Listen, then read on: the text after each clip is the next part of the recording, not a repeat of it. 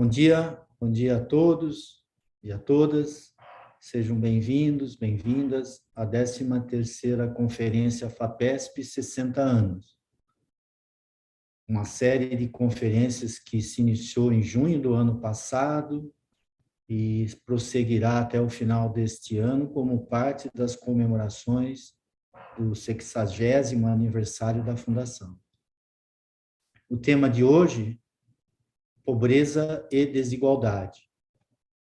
A pobreza e a extrema pobreza alcançaram em 2020, na América Latina, níveis nunca antes observados, com piora nos índices de desigualdade, apesar das medidas de proteção social emergencial que vários países adotaram devido à pandemia da Covid-19, isto segundo o relatório recente da CEPAL.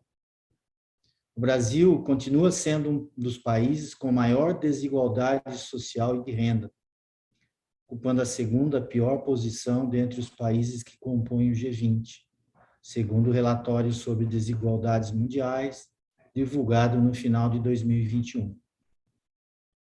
Embora as diferenças salariais venham se reduzindo desde o início deste século aqui no Brasil, devido às políticas de transferência de renda e de aumento do salário mínimo, a desigualdade patrimonial continuou aumentando, com 10% da população mais rica responsável por 80% do patrimônio privado nacional, e os 50% mais pobres ganhando cerca de 30 vezes menos que os 10% mais ricos. O cenário é complexo, sendo composto por elementos de baixo crescimento, aumento de desemprego, altos índices de informalidade, desproteção social, divisão injusta de renda para os diferentes gêneros, entre outros. Some-se a isso os efeitos da pandemia recente, afetando principalmente os estratos de mais baixa renda na nossa sociedade, e exacerbando as desigualdades estruturais que nós temos. A pergunta que fica para muitos de nós, se não todos nós, é: será possível, dentro de um prazo razoável, reduzir substancialmente a desigualdade de renda social e a pobreza no Brasil? E se sim, quais as medidas de curto e médio prazo que poderiam viabilizar essa saída? Para discutir esta e outras dimensões do tema, contamos hoje com a presença do professor Martin Havayan, economista da Georgetown University, e do professor Marcelo Medeiros, também economista, professor visitante da Columbia University, e tendo como mediadora a professora Marta Arrete, da FEFELESH USP, a quem passo a palavra. Muito obrigado aos nossos convidados por terem aceito participar dessa conferência. Marta, agora é com você. Obrigado. Muito bom dia a todos. Eu apenas gostaria de reforçar a importância dessa conferência, não apenas no conjunto de conferências que estão sendo organizadas a propósito das comemorações dos 60 anos da FAPESP, mas também pela importância do tema, né? Nós temos a imensa honra de contar hoje com dois expoentes do mundo acadêmico e do mundo científico para nos falar desse tema, e dois expoentes que tiveram uma contribuição enorme para a compreensão tanto do problema da desigualdade e da pobreza, quanto das suas consequências. Então, é com um imenso prazer que eu tenho a felicidade de moderar esse debate, contando com a presença do professor Martin Ravalho e do professor Marcelo Medeiros. Eles produziram uma extensa gama de trabalhos com contribuições extremamente relevantes. A sua obra representou rupturas científicas, no ssentido kuhniano do termo, rupturas paradigmáticas nos estudos sobre a desigualdade e sobre a pobreza, e ambos são responsáveis por trabalhos que influenciaram não apenas a agenda acadêmica, quanto a agenda pública de debate sobre as questões da pobreza e da desigualdade. Então, é uma imensa honra recebê-los hoje aqui e contar com a participação deles nesse painel. Eu gostaria de reforçar, de destacar que esse painel, essa conferência está sendo gravada e ela ficará disponível no canal da agência FAPESP no YouTube, e as perguntas aos nossos conferencistas, elas podem ser encaminhadas tanto por e-mail, para o e-mail conferência60anos@FAPESP, quanto no Q&A do YouTube, desse chat no qual você está participando. Mas eu não vou ocupar muito nosso tempo, nós estamos ansiosos para escutar os nossos conferencistas. Então, eu gostaria de, sem muitas delongas, passar a palavra, a tela, para o professor Martin Ravalho, que é atualmente professor de economia na Georgetown University, mas foi também diretor do departamento de pesquisa do Banco Mundial, onde ele produziu e liderou trabalhos relevantes sobre a mensuração da desigualdade. Ele foi presidente da Sociedade para o Estudo da Desigualdade Econômica, ganhou inúmeros prêmios na sua trajetória, e se vocês visitarem a página dele do Google Scholars, vocês vão ver que a sua obra já obteve mais do que 80.000 citações, razão pela qual se pode medir a influência do seu trabalho para os estudos sobre desigualdade. Professor Martin Ravalho, uma imensa honra contar com a sua presença nesse painel, e eu passo imediatamente a tela para a sua exposição.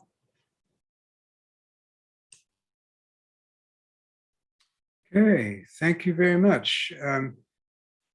Particularly thank you, Professor Marta Rech, for inviting me.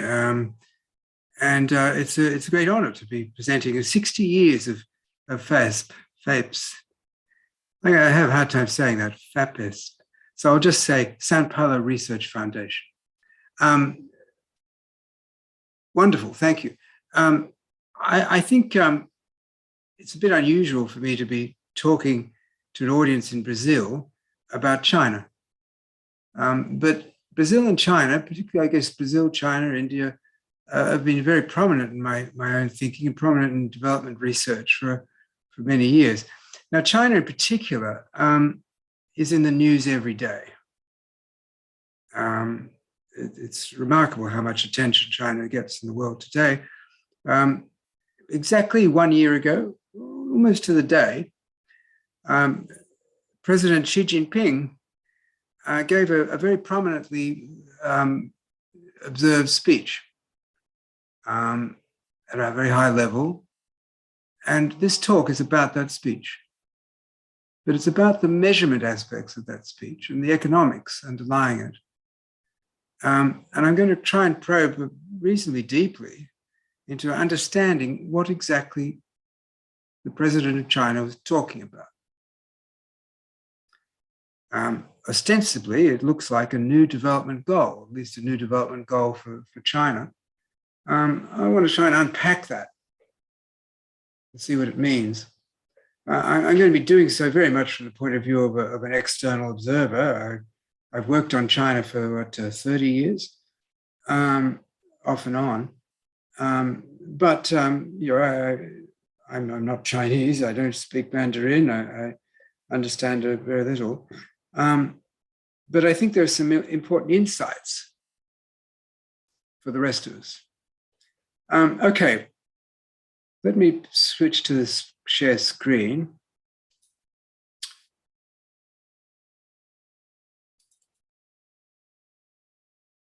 Visuals okay, everybody?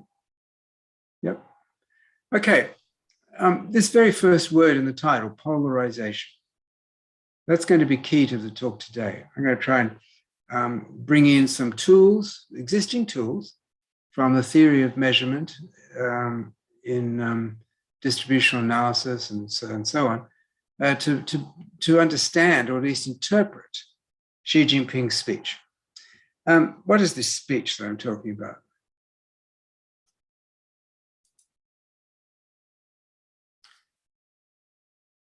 Xi Jinping outlined an idea that would be China's development goal going forward. A primary goal, not the only goal, was to develop an olive-shaped distribution structure of large, middle, and small ends. So you're going to see this picture of an olive throughout this talk. Every now and again, I'll play with that. It's that idea, fleshing out the olive. That's the way it was picked up by the media globally, and you probably saw many reports on this. And the Economist magazine article, which got a lot of attention, but all over New York Times, everywhere, picked this up. But nobody really had much idea what they were talking about. So first question, what does this mean, fleshing out the olive? Now, we can't give it meaning unless we can measure it. We can't monitor it unless we can measure it. So we've got a measurement issue. But we've also got an economics issue. If we talk about a goal, ostensibly a new goal, then one of the questions will be, what are the trade-offs against existing goals? For example, economic growth. Would efforts to flesh out the olive of China's income distribution come at a cost to economic growth? And of course, economic growth in China is hugely important to the entire world. But not just economic growth, also other types of inequality. Inequality is a big word. It's a too big a word, I've often thought. You need often to unpack it to understand what you mean, what specific aspects of inequality. And really, I'm going to interpret the fleshing out the olive objective as one aspect of inequality. Now, identifying trade-offs is, I'd say, is virtually impossible from historical data, because the data itself reflects past policy choices given past trade-offs and shocks. There's a deep identification problem here. But I think there's still a lot that can be learned by looking at the historical kind of reduced form historical evidence to see what the patterns are in the data, at least as a first cut into thinking about those trade-offs going forward. But also as a beginning, a foundation for monitoring and measurement. I probably don't, to an audience in Brazil, I probably don't need this slide. Why do we care about inequality? I think that's obvious. There's a deep ethical concern, which I think is shared by all humanity. But there are also issues, productivist issues about inequality, which are getting increasing attention. Productivist in the sense that realization that inequality is costly to other objectives, and particularly economic growth. But in a world of incomplete markets, credit market failures in particular, it's going to tend to be poor people who are most locked out of access to credit. So they're going to have more investment opportunities that can't be exploited, which is going to reduce the rate of growth. All the inequalities in human development, especially worrying, especially in the longer term, with early childhood development, the research that's been done on that, the lessons we've learned, but the challenges we face in policy going forward. And also the realization that inequality, and let's fold in the word polarization for a moment before I define it, inequality and polarization can erode social and political consensus in society and make it really hard to do anything.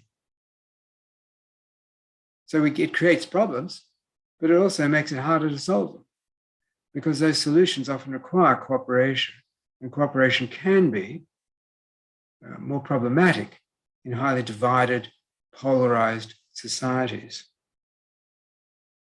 So how can we measure this thing?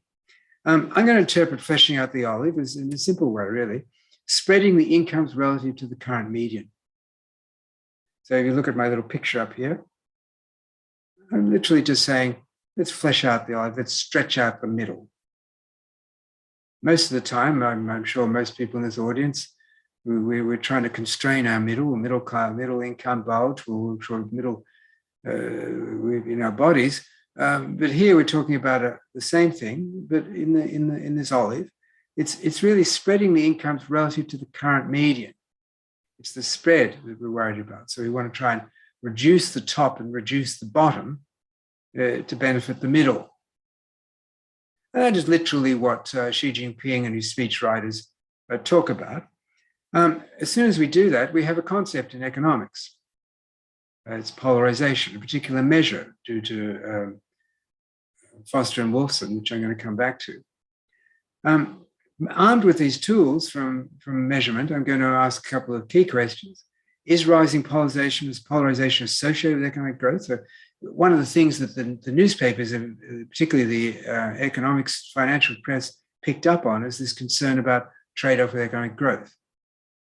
Is there evidence that less polarizing distributions will have lower growth, maybe higher growth? Let's have a look at what the data suggests historically. And would success against polarization stall poverty reduction? I'll readily admit that personally, I regard poverty reduction as more important than inequality and polarization, although we can have a debate about that, and it's often difficult to separate the two. But so I want to know if China, the most populous country in the world, is going to go on this new path of depolarizing for probably good reasons. If it's going to go on this new path of depolarizing, will that reduce its progress against poverty? Now, people talk about the poverty has been eliminated in China. Well, don't take that too seriously. I have a recent paper in the Journal of Development Economics explaining that statement I just made. I'm not going to go into poverty a little bit in this talk. I'm going to focus on inequality and polarization. I'll say a little bit about the data, but it's not really appropriate in a talk like this to go into great depth on the data, but 90% of the work is in the data. So I'll have to bore you a little bit. There are a couple of problems in the data that I'm still trying to tackle. One of the problems of poverty and inequality data in China is maybe coincidentally, maybe not, but since Xi Jinping took over, seems to be more sensitivity about these data, and the data that's missing is not strategic. It's unlikely to be strategic, but I think there's a certain amount of little bit of paralysis maybe in the statistics office. They're taking time to revise things properly and do numbers correctly, and I'm continually watching that and telling the statistics office how to do it, but they have to listen. Then I'm going to talk about the theory. What do we mean, fleshing out the olive? Then I'm going to probe a bit into policies, and I'm going to argue a very specific set of policy agendas that I'm going to assert. It won't be a strong causal inference argument. It'll be a set of observations. I'm going to assert are key to understanding this issue in China going forward, as well as looking back. One of the big problems we face in China is that access to the microdata. This is a huge problem, and it's a problem it's been going on for as long as I've worked on China. I've been trying to persuade the statistics office to make its data more publicly available, but it's make a little bit of progress, then we get setbacks, and I don't think we've seen much progress in recent times. which means I've got to rely a lot on archival data, tabulations, fossicking around in yearbooks and reports, trying to pull things together from tabulations as best I can. It also means I've got to be assured that the tabulations can produce an unbiased estimate of the statistics I'm interested in this case, poverty and inequality measures. That is only possible currently for China up to 2014. Anybody quoting poverty and inequality measures based on the data by the National Bureau of Statistics in China after 2014 is not quoting you an unbiased statistic because there's a key bit of information that's missing. We're trying to fix that. Me and my co-author, Xiaohua Chen, are working informally, at least, to try to fix this problem. It's a very simple thing about knowing how household size varies by income groups in China. There are also some changes in 2013. There are good changes in the survey, integration of the urban and rural household surveys, which were not integrated properly prior to 2013. That's been fixed, but then we have to be a little bit cautious about comparability problems. The paper, the underlying paper here, which is public access, talks about those issues and what we can learn about the problems. I'm not convinced there's any serious concern about the data for 2013 onwards, but I do note there is an issue. And of course, you change a survey design in an important way, in this case, integrating urban and rural household surveys, you're going to have implications for measurement. The cost of living indices here, one thing we do that other people don't do, although it's very simple really, is introduce an urban-rural cost of living difference. Of course, that evolves over time with different rates of inflation in urban and rural areas. We're anchoring it to a differential of 37% in the cost of living in urban areas in 2005 prices, which we've calculated in separate work, and that's all publicly available. Ideally, we would have that number for every income group. We're just not anywhere near it. I think basically we'd have to have the micro data to do this properly. But we do let it evolve endogenously with the differences in rates of inflation between urban and rural areas. And we use separate urban and rural consumer price indices, and the CPIs seem pretty decent. I will say as a general comment, the household survey data for China is, I think, of good quality. I'm less confident about the national accounts data. The household survey data I find by international standards is of good quality. In some aspects, it's remarkably good. In other aspects, it's less ideal. We can talk about that if we have time. Okay, the distributional measures. These are all kind of what is called off-the-shelf measures. The Foster-Wolfson Polarization Index, which I'm going to talk about, the famous Gini Index, the not so famous, but maybe more important, mean log deviation by Henry Tile, the Shczyzinski-Sen Index of social welfare, a well-known index, at least amongst economists, and the poverty measures will be Foster-Greer-Thorbecke, standard Foster-Greer-Thorbecke measures. All of the measures are based on distributions, population-weighted distributions, and they're all theoretically unbiased. Many aspects of the data, I listed a few obvious points here, the importance of urbanization in China, the fast urbanization. Given that we're working from these tabulations, somewhat messy tabulations, we've got to build everything up year by year, urban, rural, building it all up to national aggregation. And we've got to do that on a consistent basis. You can't just sort of average Lorentz curves or something. You've got to really reconstruct the entire national Lorentz curve from the underlying Lorentz curves subnationally. And that's a bit of work, but it's not too difficult. Okay, fleshing out the olive. Well, the polarization idea essentially is as I said, squeezing the top and the bottom relative to the middle. It's a different concept to inequality. Let me illustrate that in a simple histogram. So here I've given you two distributions. Distribution B is more polarized, than distribution A. Distribution B is the orange, or to me it's orange rather than yellow, distribution A. And so in distribution A, we've got a uniform distribution over a wide range, except at the poorest and the richest. Whereas in distribution B, we've hollowed out the middle. You see?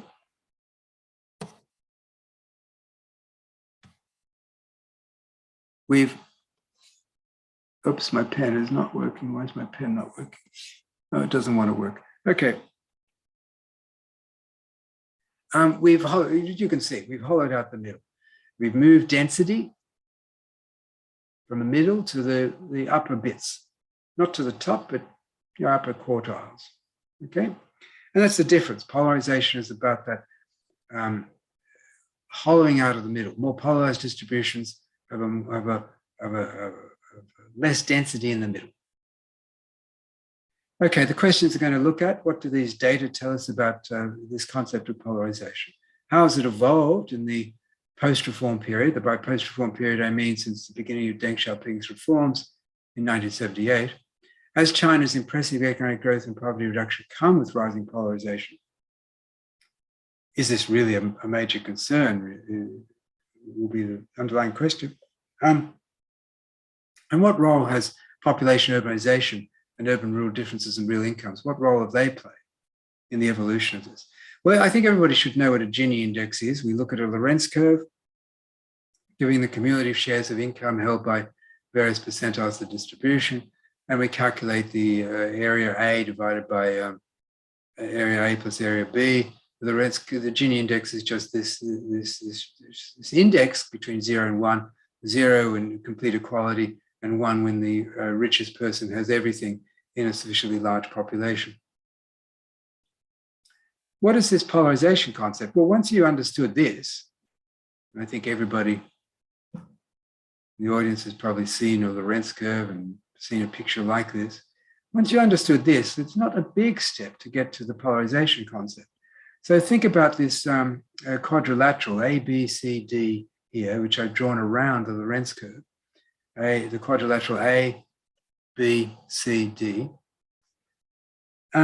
We can divide that quadrilateral into two areas. One is that Gini index area, the area between the diagonal and the Lorenz curve, and the other is the remainder. Well, that remainder is what I'm going to call polarization, following Foster and Wolfson. Polarization is that spread. It's the complement to the Gini index, if you like, formed around that quadrilateral, where the quadrilateral is defined by the tangency at 0.5. So hence the focus on the median.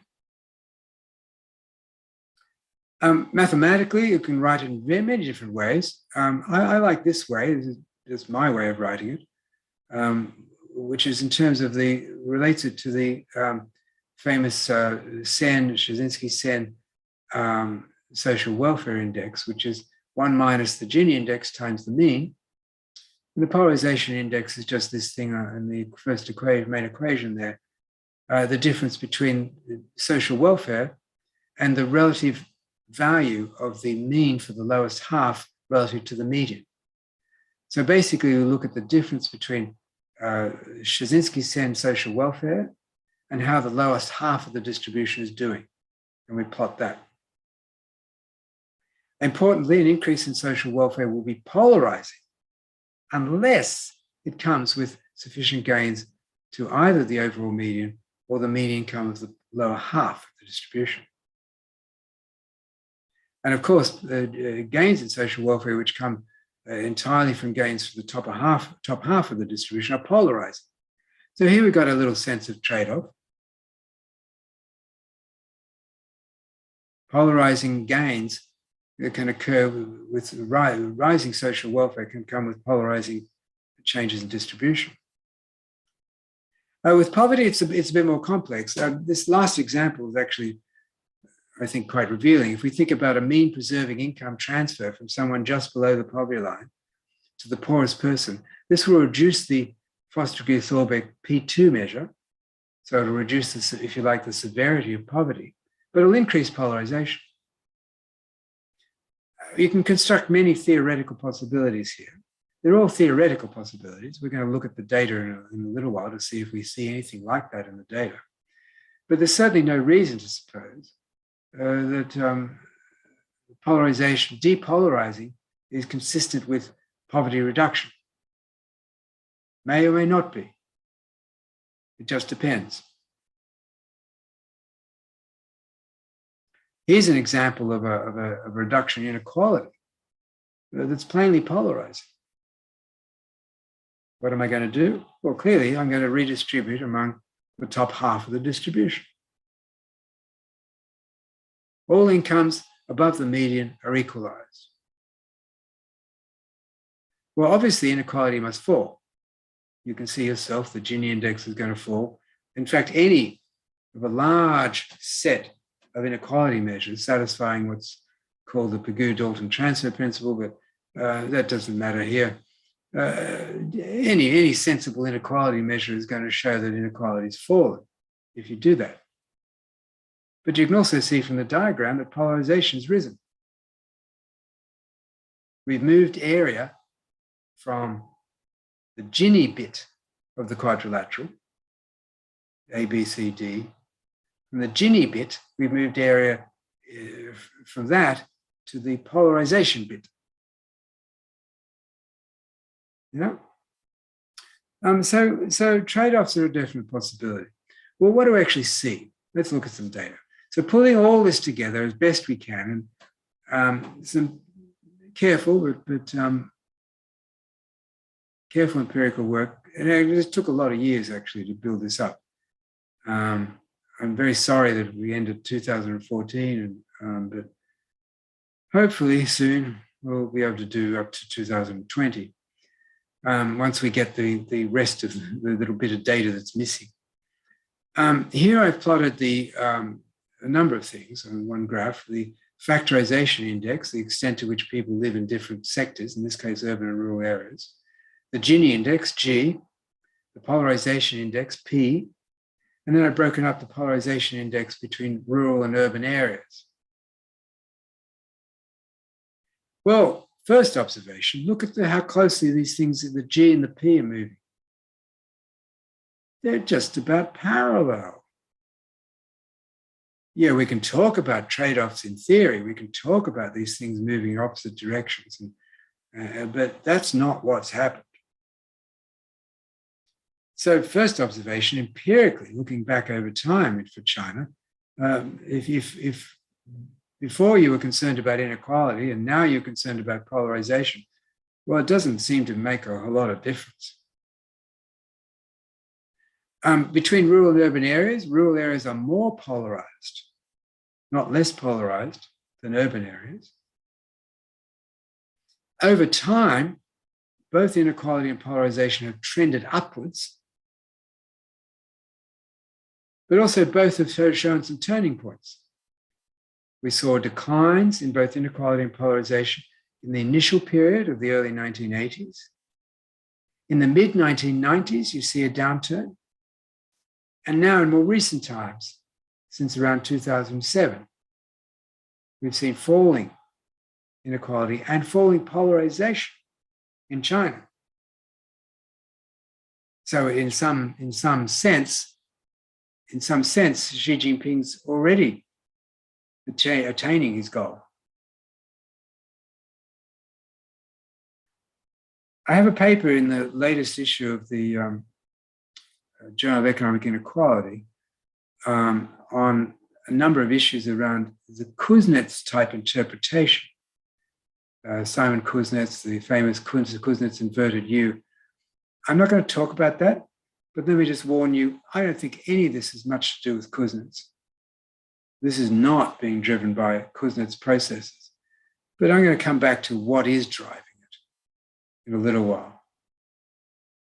The polarization curves, this is an idea where we have lots of measurement assumptions underlying a polarization index. A polarization curve, just like we have in dominance curves in finance, in inequality analysis, we use stochastic dominance theory to rank, do qualitative rankings of distributions. We can do a similar thing with polarization, which Foster and Wolfson show in their seminal paper on their index, we can define first degree, second degree, potentially higher degree polarization curves. This is what I plotted for you here is the first degree polarization curve. So we just look at the difference between each point on the quantile function and the median, and we normalize by the median. So the quantile function, a point on the quantile function is the median. The median is the quantile function at 0.5, right? Half the income level below which we have half the population and above which we have the other half. But that generalizing that to y of p, we have a quantile function, then plotting that against percentiles of income per person over time, a couple of observations. Well, clearly the rise and fall in polarization is robust to the particular properties of the measure. It's a general property. It would take we formulate quite a general version of the far more general version of the Foster-Wolfson polarization index, all of which was consistent with what I told you about the specific measure proposed by Foster and Wolfson, which is good news. In other words, that there's a degree of robustness to the claims I'm making about the overall changes in time. When we look at social welfare and polarization, we're seeing rising social welfare in China. With no great surprise there. Yes, there's been a rise in inequality, but not enough to reduce Brzezinski-Sen social welfare or reduce pretty much any utilitarian social welfare function with reasonable properties, comprehensive across the distribution, inequality penalizing, and so on. But when we look at the polarization index, we're seeing rising polarization. And when we look at the components of the polarization index, the median normalized social welfare index and the mean of the poorest half relative to the median, we see both declining over time, but a larger drop in the mean of the poorest half relative to the median. In other words, the biggest dynamic here is that shift in how the poorest half are doing relative to the median. What about average income? This picture looks a lot like some kind of Kuznets curve, but as I said, I don't believe it's anything to do with Kuznets, at least Kuznets' original theory. It's a Foster-Wolfson polarization index plotted against mean income. And we're seeing a rise, then a fall, this classic and inverted U. However, it's clear, spurious. One way we see that is just using time series regression. So now we can run a simple time series regression of the polarization index on its lagged value with the mean and its own lagged value. And it's data is pretty consistent with the more parsimonious representation, which is the growth rate of the polarization index regressed on the growth rate of the mean. In other words, the data pretty much looks like that.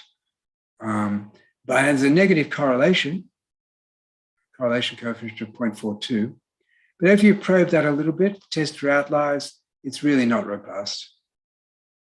Best I can tell you, it's mainly driven by a sharp fall in the Foster-Wolfson index in the beginning of the series, which is a bit of an outlier. If we take out that sharp change in the opening impacts of Deng Xiaoping's reforms, if we take that out of the picture, basically there's no correlation. So I'm not seeing any robust evidence here that time periods of higher rates of economic growth saw higher rates of polarization. It's a bit of a wash. Half the time, yes, half the time, no. It's not saying the opposite. I'm not saying that we saw higher rates of growth in periods of depolarization, but rather it's just not. The best I can tell you is they're pretty much orthogonal. They're not much correlated. But here's a variable that is really correlated. And this is about as strong a thing as I've ever seen in historical poverty and inequality data.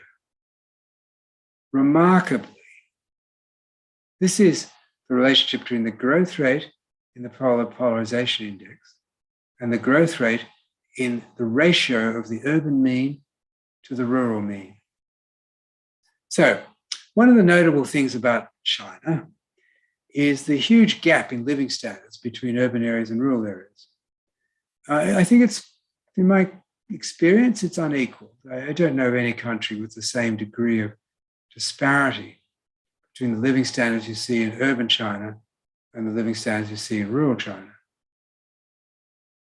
But then we can look at how that's evolved over time, and it's evolved a lot. As you can see from this picture, we've got quite a lot of variance in those growth rates in the ratio of the urban mean to the rural mean. And they're very strongly correlated with the changes in polarization. And these are changes. So I'm pretty confident they're not spurious. We don't have a lot of time series evidence. I wish I had more, obviously. But the best I can tell from the time series evidence during the standard time series tests, it's pretty robust. A strong positive correlation between the gap in rural and urban living standards and overall national polarization. You may not be too surprised that the two are correlated. But what we're talking about here is there's almost nothing left once you eliminate the component due to this difference between urban and rural living standards.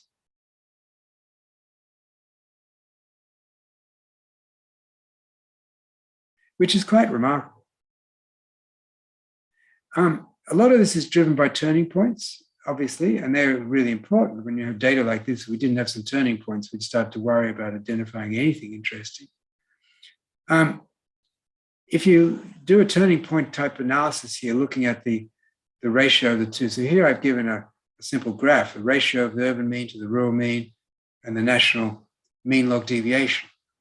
It looks the same for a Gini index if you prefer, but I prefer MLD, and it's got neater analytic properties for this purpose. But you can see how strongly co-moving they are. So much so that it's basically 88%, nearly 90% of the variance is this one variable. In the business we're in, that's pretty remarkable. There's only 12% of the variance in national inequality is left unaccounted for when we eliminate this gap. So that's pointing in a policy direction. And the big policy direction, of course, is urban bias. Now, urban bias has been around in China since 1947, since the country came to exist in its present form. It was endemic in the Maoist regime. It's persisted. Deng Xiaoping's reforms were a big step towards reversing that bias. Urban bias here, as I'm using the term that originally due to Michael Lepton, all the ways in which development policy is targeted to providing cheap food to the cities, finance, infrastructure, social policies that favor urban areas over rural areas. Additionally, they're the classic urban bias modes, of urban bias instruments, if you like. In addition, in China, we have the hukou system, an internal passport system that restricts migrant access to services at the destination.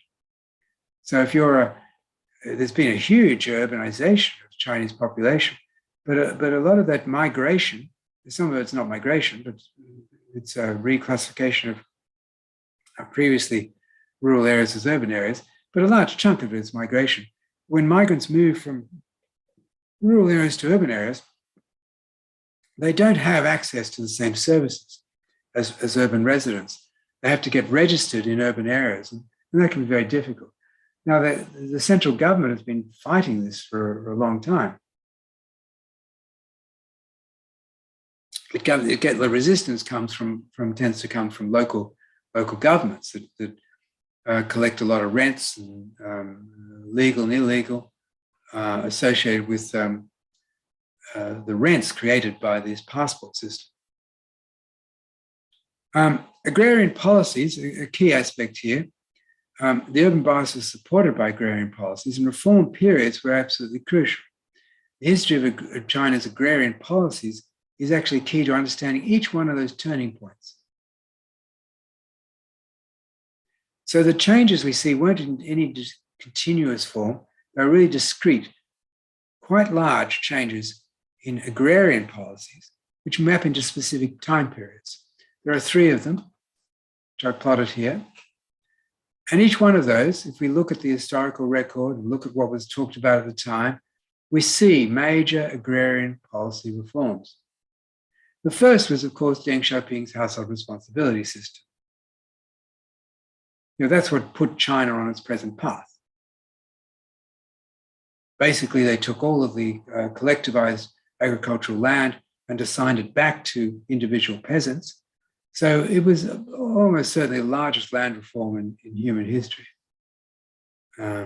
You essentially took all of that land that had been farmed by the socialist brigades under communism, and you essentially privatized it. When I say it's privatized, I should be careful, because it wasn't privatized in the sense of being a market good. Unlike Vietnam, which also introduced a market in that land, China did not. But it was privately assigned. But of course, that would also create a restriction on mobility, because it meant that local administrators could reassign the land. One of the costs of migration in China is you may lose your land rights at the origin. Anyway, the first of these reforms was Deng Xiaoping's household responsibility system, which also came with very important pricing reforms. And essentially it meant that farmers could keep the marginal product of their labor, a huge improvement in incentives for production, but it also came with an inframarginal tax. This is not well understood, but Deng Xiaoping's reforms, I think Deng Xiaoping, I've certainly never had the honor of meeting Deng Xiaoping, but reading what he wrote and thinking about how he was clearly thinking and his policy advisors, it's pretty clear that he was hopeful that these market-oriented reforms would do good. As it turned out, they did a lot of good. He was hopeful, but he wasn't confident. And he left a big loophole, if you like, whereby peasants could keep the marginal product of their labor, they could sell at whatever price they liked, but they had an inframarginal quota, which is the amount of food that you had to provide to the government at a price set by the government. So these are taxes, not called taxes, but that's what they are. They're inframarginal taxes on farmers. You had to satisfy this quota, and they were big taxes, and farmers were the poor. Essentially, you go back to the 1950s, that's essentially definitional. Poverty in China was being an agricultural worker, a farmer. Huge policy change emerged in the second of reform that I identify there. So the first reform, Deng Xiaoping's household responsibility system, but left this gaping unmet reform, which is to eliminate that tax. That's what happened began to happen in a big way in the second reform. It's really hard to overstate how significant that was. Probably growth incidence curves. This is an idea from a paper by Shaowa Chen and myself some years back. The growth incidence curves for China completely flipped upside down with that policy reform. Suddenly, the highest growth rates were around the 20th percentile, not the top of the distribution. This was hugely beneficial to farmers, and no great surprise. Basically, you took a large tax on peasant farmers and you eliminated it. You greatly reduced it initially and then phased it out. Third reform, sorry, I'm repeating myself here. The third reform, third set of policy reforms is not that well understood, and the paper talks a bit more detail. there were a whole set of agricultural taxes that still remained and had to be cut. Me and others had been doing research on showing the benefits of cutting those taxes to terms of poverty and inequality and agricultural growth. But it took a long time. So the first step in the third wave of reform was cutting these agricultural taxes. And this was combined with introducing price support for rice and wheat. So we essentially switched from a policy regime in which taxes on agriculture were being used to finance industrialization to one in which you started to be negative tax. You started to be supporting through price supports rice, particularly rice and wheat. The poor obviously benefited from these reforms, that third wave of agrarian reforms. Put the whole three together, we essentially accounted for virtually all the variance in the data. Now, I warn that that's not a clean causal statement. I can't prove that. I can't give you a nice average treatment effect on the treated. I'm pulling it together from the historical record, from the qualitative observations, into a story. So here I'm putting my historian cap on, as well as my economist cap, to try to explain what I see in the data as best I can. But I really can't think of any other story that fits the data.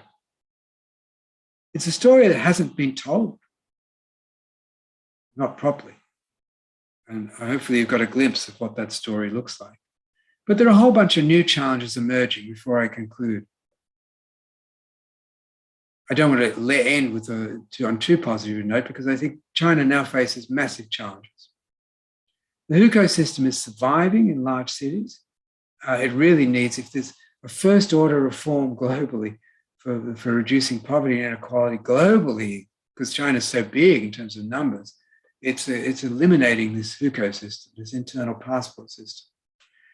But we're seeing other things too: rising concentration of capital, highly unequal returns, larger returns for richer people. And we're also seeing the emergence of a whole set of new inequalities in social policy, in health, education, social protection. China began its reform period under Deng Xiaoping with a great legacy. Socialism was a bit of a disaster for production, and agricultural production especially. But it did produce good basic education. So you had a lot of rural workers who were literate. When China began its reform process, you had a stock of basic human capital far exceeded that you found in India, for example. When under Manmohan Singh, reforms started in the early 1990s, but India had a much greater handicap because of basic education was so inadequate. And it still is very inadequate in India. In China, we had a legacy of good basic health and education, but that's been eroded. Long-lasting inequalities and social policies are emerging. Of course, it's being eroded at higher levels. Now we're talking about access to good quality tertiary education. These long-standing urban-rural gaps remain, particularly in education attainments. It's pretty hard if you're living in rural areas of China, it's pretty hard to get a good, high-quality, high-level education. It's expensive, competitive, an elitist system. You virtually have to be in urban areas and big cities in particular. So, two main conclusions from all of this. I've given you an interpretation of Xi Jinping's new objective for China. It's contestable. Maybe there are other interpretations, but this one seems pretty clean to me, namely its depolarization. I've also shown you that that's already happening. I've also shown you there's very little convincing time series evidence that rising polarization came from economic growth. So don't blame economic growth in China for the polarization. What you should be blaming is policies, and particularly policies bias towards urban areas, in large part, such a large share of the variance in the data is accountable, particularly to this gap in living standards between urban and rural areas, and all the underlying causes of that. And I've mentioned some of them, and particularly the challenges faced in social policies going forward. And I don't just mean transfer payments, health and education in particular. Okay, you can read more. The main paper on which I based this talk is available on the NBR working paper site. The paper I mentioned in the latest Journal of Economic Inequality is also relevant, particularly on some data issues and on the Kuznets interpretation of all of this, which I've warned against. So, thank you for your attention. Very happy to hear what you think. Muito obrigada, professor Ravalion, por esta tão fascinante, detalhada e inspiradora apresentação.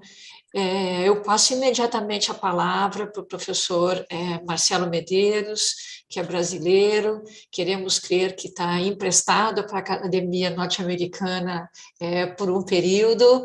Ele é atualmente professor da Columbia University, formado em Economia e Sociologia, foi professor visitante em várias universidades fora do Brasil e produziu um trabalho no campo da mensuração da desigualdade, no campo dos estudos sobre desigualdade, que representou uma ruptura paradigmática nos estudos sobre desigualdade no Brasil e mudou radicalmente a nossa agenda e a nossa modo de pensar sobre desigualdade. Marcelo, muito obrigado por ter aceito participar desse painel e a telesur.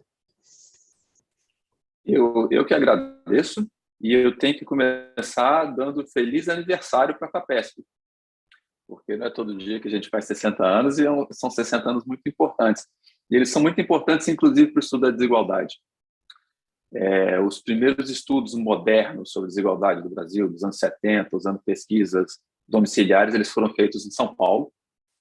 E depois desse lançamento dos primeiros estudos, a FAPESP apoiou, de alguma maneira, uma bateria de estudos subsequentes que foram feitas nos anos seguintes. Houve um debate imenso sobre isso, ela apoiou. E, na verdade, o primeiro estudo importante sobre desigualdade feito na década de 1930 também foi feito em São Paulo. Infelizmente, a FAPESP não pôde apoiar, porque a FAPESP ainda não existia, né, mas ela... E depois disso, os estudos foram só feitos novamente na década de 40. E uma curiosidade que interessa para todo mundo, eles foram feitos no Rio de Janeiro, lamento muito, não foi São Paulo, mas eles foram feitos pelo Giorgio Mortara, que era um italiano, que era um adversário intelectual do Gini, do Corrado Gini, do índice de Gini. E o Giorgio Mortara é um italiano de descendência judaica. Ele estava fugindo do fascismo na Itália, ele veio para o Brasil. O Gini, por sua vez, estava apoiando o fascismo na Itália, então eles passaram de amigos que trocavam correspondência para, no fundo, no limite, não só adversários políticos, com segurança, mas potencialmente inimigos. O Gini nunca teve envolvimento explícito com nenhum tipo de violência, nada disso, mas se tornaram certamente inimigos políticos, não só adversários políticos, mas acho que inimigos políticos.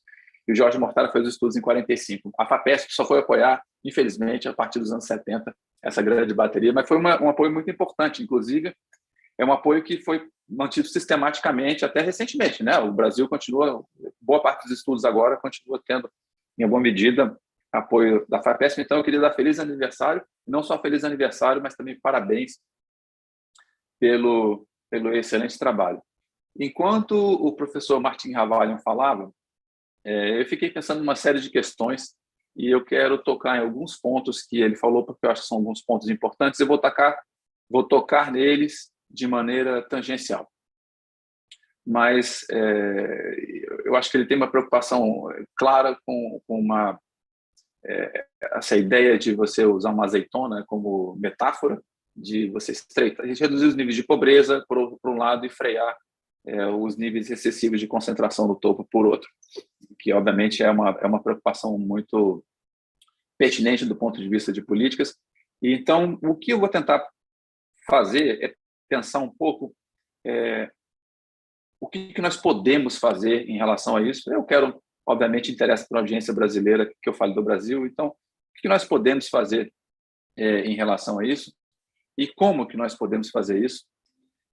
Mas, no fundo, ao invés de vir com um conjunto de fórmulas, o que eu quero, na verdade, é falar um pouco sobre o que nós sabemos sobre políticas públicas e desigualdades no plural, porque é claro que as desigualdades de renda são incrivelmente importantes, mas algumas coisas que nós aprendemos sobre desigualdades no geral e sobre políticas públicas e desigualdade no geral servem também para a redução de desigualdades educacionais, para as desigualdades no acesso à saúde e várias outras coisas, são coisas gerais. E eu quero falar assuntos muito, muito gerais. E para isso eu quero levantar, na verdade, só 5 pontos. O meu primeiro ponto é abre aspas, uma regra, que a regra diz o seguinte: para pensar em pobreza, olhe para a base da pirâmide. Para pensar em desigualdade, olhe para o topo.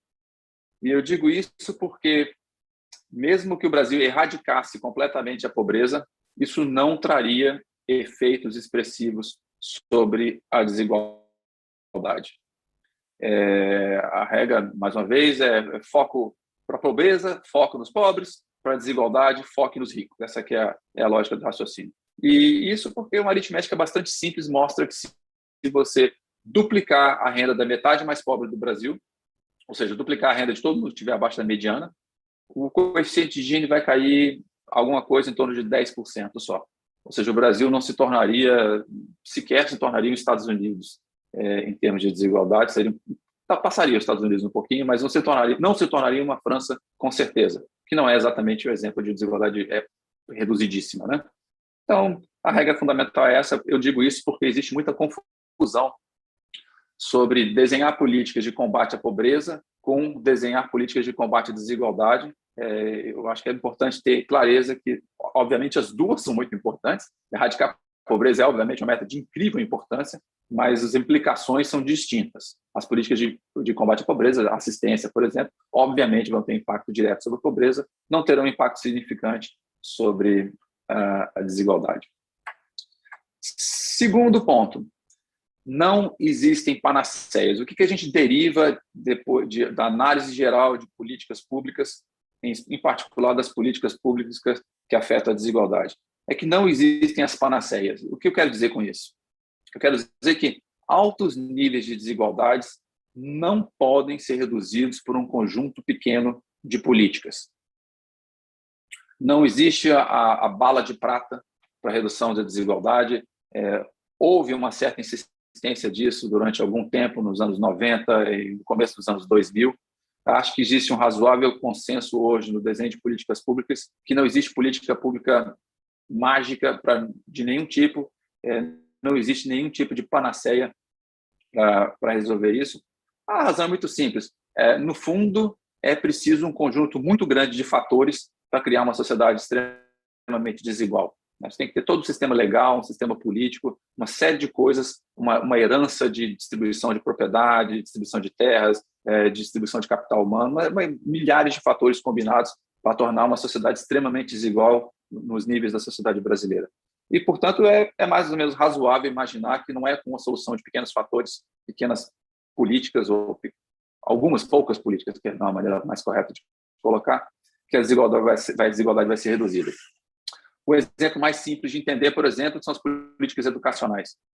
Reduziu bastante as suas políticas educacionais na base, né, para o ensino primário, nos anos 90, mas, mesmo que a partir dessa expansão dos anos 90 o Brasil tivesse garantido que todos os estudantes brasileiros, sem uma única exceção, saíssem das escolas com ensino médio, o que não é verdade hoje em dia, né? Mas supondo que isso fosse verdade desde os anos 90, ainda assim, os níveis de desigualdade esperados só na renda do trabalho, sem considerar a desigualdade de capital, seriam alguma coisa em torno de 2% a 3% menores do que os atuais.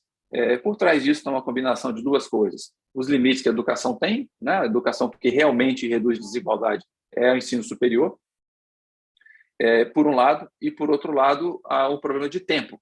A força de trabalho existe e permanecerá no mercado de trabalho durante muitos anos e, portanto, existe uma inércia demográfica que não pode ser superada. Eu dou um exemplo porque educação foi usado muitas vezes como panaceia para enfrentar o problema da desigualdade e algumas poucas contas mostram que não é bem assim. Mesmo que toda a força de trabalho brasileira tivesse nível superior de medicina, a desigualdade na renda do trabalho seria apenas 20% menor. Obviamente, eu estou criando uma situação absurda, que é impossível ter uma força de trabalho com nível equivalente à medicina, ou doutorado, por exemplo. Toda a força de trabalho brasileira tivesse doutorado, o Brasil teria um nível de desigualdade apenas 18% menor no mercado de trabalho. Como isso é impossível, não é realista achar que a gente vai conseguir fazer reduções expressivas apenas, por exemplo, com desigualdade, reduzindo desigualdades educacionais. O que não quer dizer, evidentemente, que a gente não deve investir em educação. Quer dizer que nós não devemos esperar muito disso.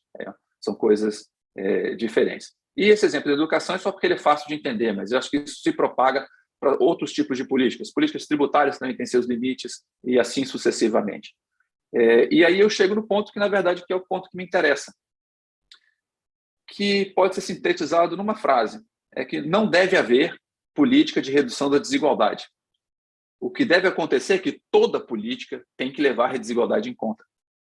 Toda política tem efeito sobre a desigualdade. A política cambial tem efeito sobre a desigualdade. Então, o que nós precisamos no desenho de políticas públicas é uma coisa bastante mais ambiciosa. É fazer com que toda política leve a desigualdade em consideração. Quando a gente desenhar uma política de investimento, política industrial, por exemplo, tem que levar a desigualdade em consideração. E assim sucessivamente. Eu sei que isso não é trivial, né? Eu sei que isso não é fácil de ser feito, mas eu acho que é uma mudança importante de pensamento. Por exemplo, nós devemos parar de falar de crescimento no agregado e começar a pensar que quem cresce não é o país como um todo. Numa sociedade de propriedade privada, quem cresce são indivíduos.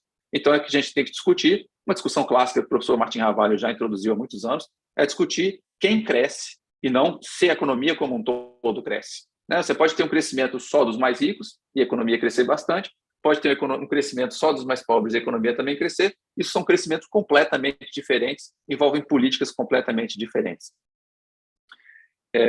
Meu quarto ponto tem a ver com o que nós aprendemos, no geral, analisando um conjunto bastante grande de políticas públicas. E acho que a principal lição é que não existe a política, abre aspas, certa. Não existe uma forma correta de se fazer uma política. A política, na verdade, é um investimento. Ela deve ser pensada como um investimento.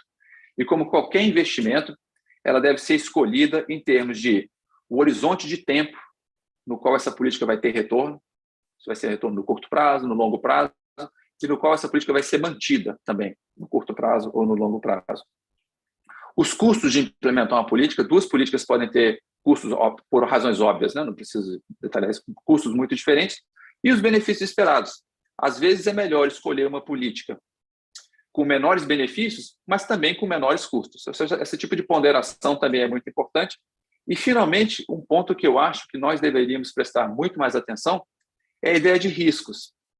Como qualquer investimento, toda política tem um risco de sucesso, mas também um risco de fracasso. A gente tem que entender que, mesmo que a gente implemente o desenho correto de política, existe o risco dessa política fracassar.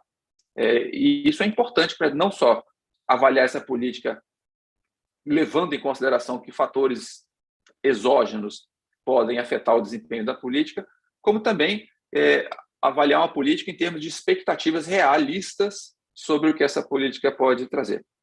E o último ponto que eu tenho para levantar é um ponto que eu considero bastante importante nesse debate geral de avaliação de políticas públicas. É muito importante a gente ter as avaliações de políticas públicas, é muito importante aprender as lições que outras experiências podem nos trazer, que outros países podem nos trazer, etc. Porém, se existe algo que está começando a aparecer como consenso dentro dos analistas de políticas públicas, é que pequenas diferenças de desenho podem levar a grandes diferenças de resultado. Em outras palavras, os detalhes importam, e os detalhes importam muito. E para o caso brasileiro é fácil entender que um programa como o Auxílio Brasil, que é o sucessor do Bolsa Família, que tem um desenho parecido com o Bolsa Família, está levando a resultados bastante diferentes por pequenas alterações de desenho. É um exemplo fácil para o público brasileiro, mas isso se aplica para políticas em geral. Pequenas mudanças, pequenas particularidades, pequenas idiosincrasias locais podem afetar bastante os resultados, o que significa que uma política que funcionou mal em um país não necessariamente não funcionará bem em outro, assim como uma política que funcionou bem em um país necessariamente pode ser replicada nos mesmos termos. Existe uma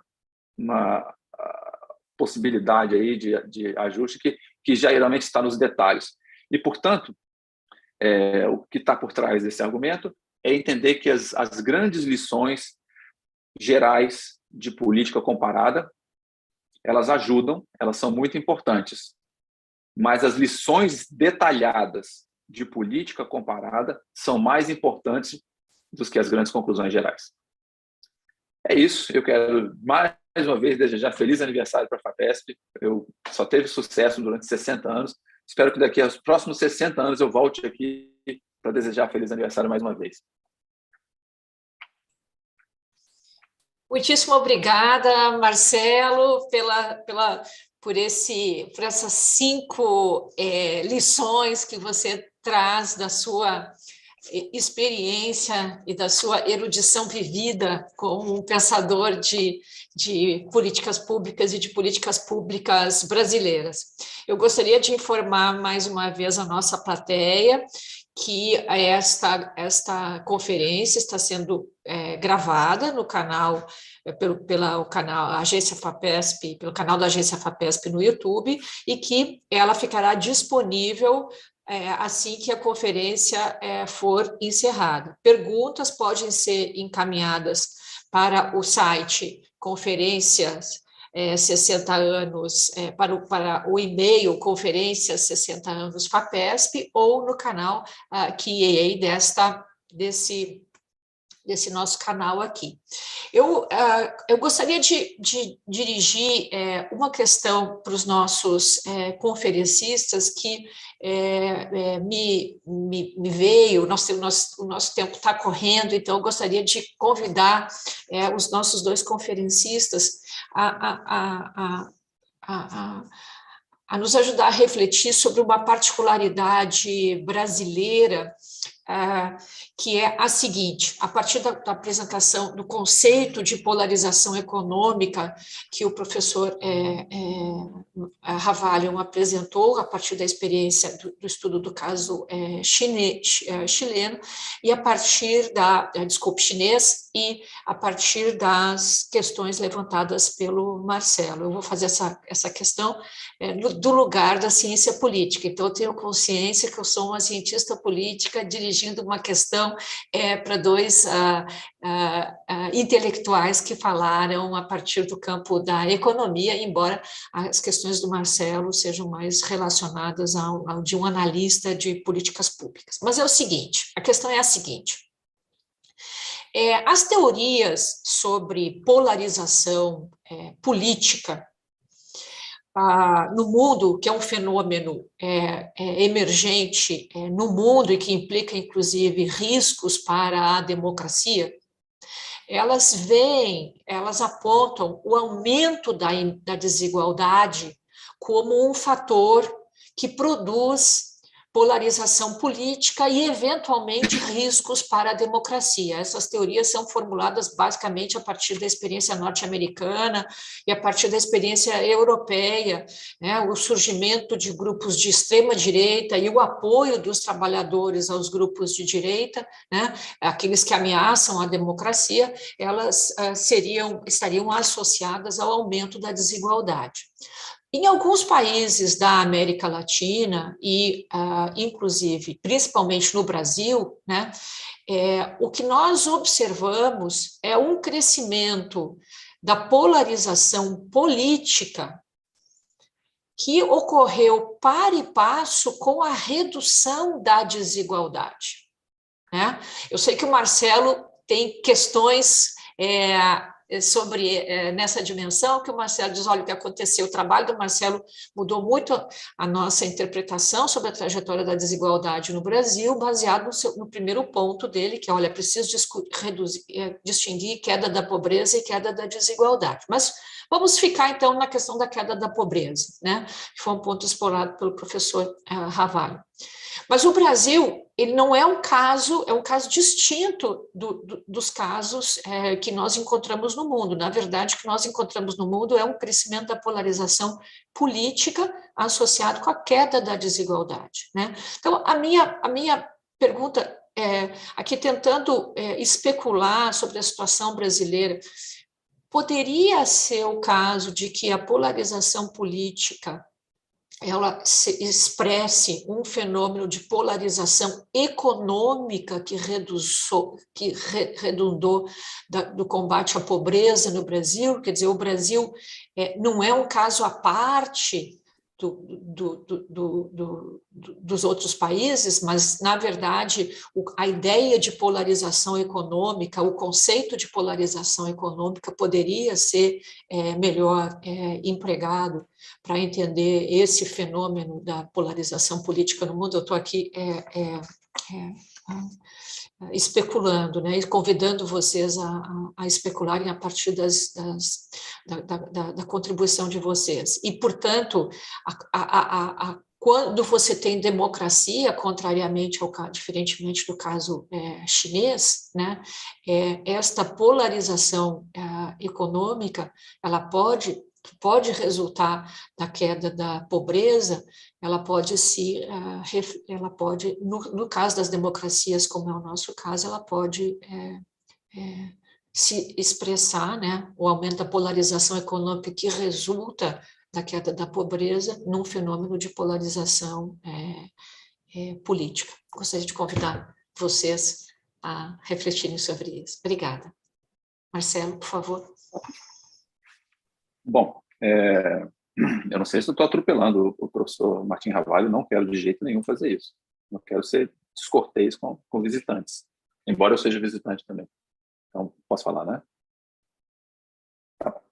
Por favor, Marcelo. Bom, sorry, primeira Marcelo, coisa, go ahead. Okay. Yeah, I'm sorry. No, just yeah. Okay, good. I'll go. Primeira coisa é o seguinte.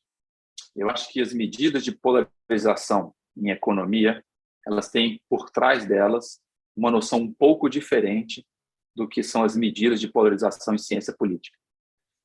Na verdade, polarização e concentração têm uma relação entre eles, mas a ciência política está mais preocupada com um outro tipo de concentração, que é, na verdade, a concentração em dois agentes, né? Dois partidos políticos ou dois candidatos, etc. Isso seria mais próximo da ideia de polarização na ciência política. A economia está mais preocupada com o formato da distribuição. A polarização se mede em função do formato da distribuição. São coisas diferentes. Dito isso, eu acho que a gente pode ter muitas coisas úteis para aprender com a medição de polarização da economia, usar as mesmas ferramentas para analisar coisas como, por exemplo, polarização ideológica, ou qualquer coisa que se distribua da mesma forma que uma variável contínua como renda se distribui. Nesse sentido, eu acho que sim, a gente tem muito para usar como ferramental, esse ferramental é muito útil.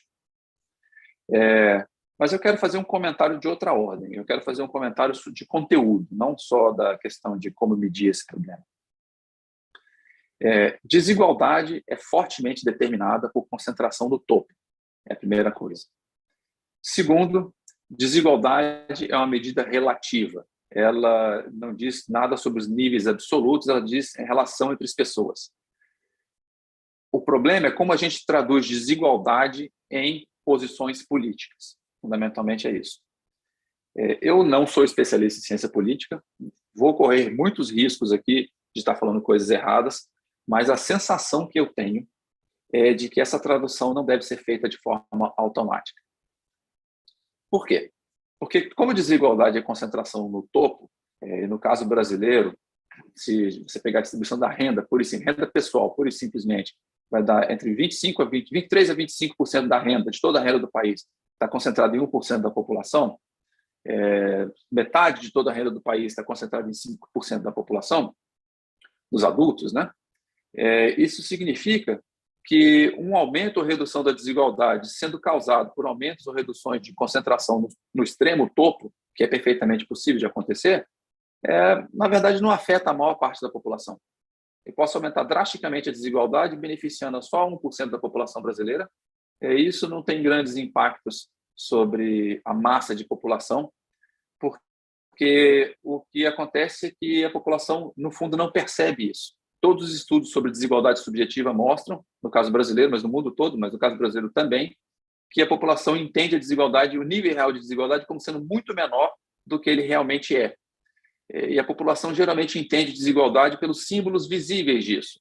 É o artista famoso que tem um carro caríssimo, né, um carro esporte caro. Então, a população entende desigualdade por isso. Ela não consegue ver, na verdade, grandes aumentos de desigualdade, por exemplo, grandes concentração de capital.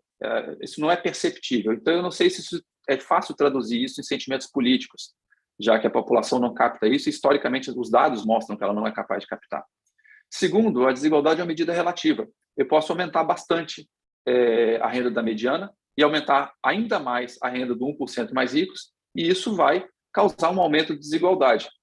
Mas as pessoas na mediana, por exemplo, metade da população, vai ter um aumento no seu nível de renda.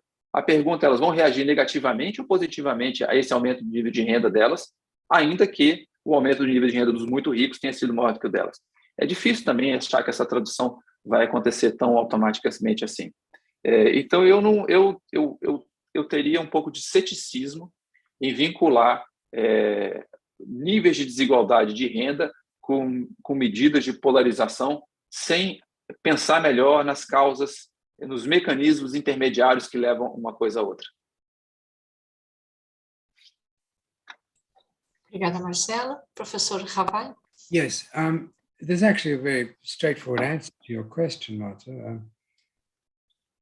We can think of this, the polarization index. I didn't go into this, but we can think of the economic polarization, income polarization, or any dimension of polarization as having two components, a between group component and a within group component. Now, the between group component is, it could be racial groups, it could be ethnic groups, it could be groups associated with geography, where you live, it could be urban, rural, many dimensions that could be salient. Of course, gender could be another. And within group, the dynamics can be very different. So in fact, it's entirely possible to have a situation where overall polarization is falling. Polarization is falling within groups, but it's rising between groups. And you've got to be sensitive to that point. We see it quite often. We're seeing it in America today. We're seeing it. We're seeing a combination of things in America that come under this heading. And the reason why this is so important is that the between group effects have a political salience. They're a relevance in society that can be far greater than may appear in the numbers, the type of numbers that I've produced, or that any economist produces. In other words, we may downweight, we may put inadequate weight on the between group dynamics of inequality, put inadequate weight on the between group when we come to talk about issues like the politics, the sustainability of political agendas, the supply of public goods, the ability to cooperate in society. Issues like gender or race. I mean, if you think about maybe the between group component, in fact, a lot of studies have shown this, the between group component of inequality associated with gender and race is statistically quite small, but politically huge. And you just have to be aware of that. I mean, if a small difference, horizontal difference in inequality, racial inequality, can have a salience, can matter to policy dialogue, to politics in the country, far more than the statistical measures allow. So one of the things I advocate in teaching and research on this topic is to do the sorts of calculations I've done, by all means, but side by side, as relevant to the particular context, look at the salient between group effects going on in that context. It depends on what you're talking about. If you're talking about race in Brazil, for example, or you're talking about ethnicity in Malaysia, or you're talking about wherever, language-based differences, look for those between group dimensions and look explicitly at those. We can actually do measurement things, horizontal inequality measures, but you get my general point, that we can't just, in virtually all areas of policy relevant to distribution, there's going to be the horizontal versus vertical differences. That's another way of thinking about it. One is about horizontal inequalities and the other is about vertical inequalities. Vertical just between rich and poor, horizontal between different groups, possibly at the same level of living. So when you have a society in which initially equal groups see dramatic divergence over time, so they started off fairly equal, the contribution of the between group component to total inequality is virtually zero, but they fared very differently in a policy regime. That is going to be divisive. Doesn't mean it shouldn't happen. It just means you have to be aware of it, both analytically and particularly in policy and management and implementation. So that's my answer. Obrigada. Na verdade, nós estamos estourando o nosso tempo previsto. Eu gostaria de agradecer mais uma vez imensamente aqueles que nos acompanharam, agradecer a presença do professor Marcelo Medeiros, do professor Ravalho nessa conferência e dizer mais uma vez que essa conferência é gravada e ficará disponível no canal da FAPESP no YouTube. Professor Ravalho, professor Marcelo, vocês gostariam de dizer as suas últimas palavras de conclusão? Well, no, I'm fine with what I just closed on. But again, just thank you very much for the invitation, and I'm sorry I can't be there in person, but I enjoyed the event, and I hope you did too. Marcelo? Muito obrigado e feliz aniversário. Então, muito boa tarde a todos.